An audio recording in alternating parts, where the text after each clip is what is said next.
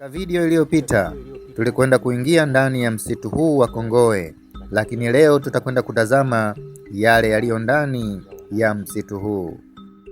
Wewe ni mkulima au vipi? Hamna, mimi mkata vipande. Sasa unaonekana unakaa kwenye msitu mkubwa sana. Je, hamna viumbe wote hatarishi huko?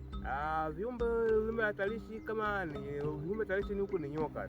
Nyumba hii unayoiona ni nyumba ambayo inakaa peke yake, na unapotembea ni lisali moja mpaka kuzipata nyumba zingine.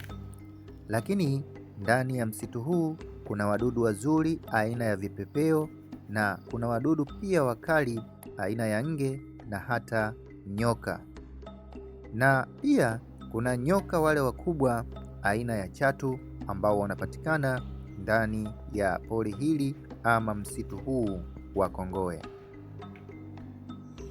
Na nilijaribu kuzunguka nikakutana na makaburi ya kale ya watu waliokuwa wakikaa maeneo haya. Katika msitu huu tunaouona ni msitu ambao ndani yake kuna makaburi ya watu wa zamani waliokuwa wakiishi maeneo haya. Ndani ya pori hili unaloliona ndimo yanamopatikana makaburi hayo. Nikushukuru mpenzi wangu mtazamaji, mfuatiliaji wa vipindi hivi.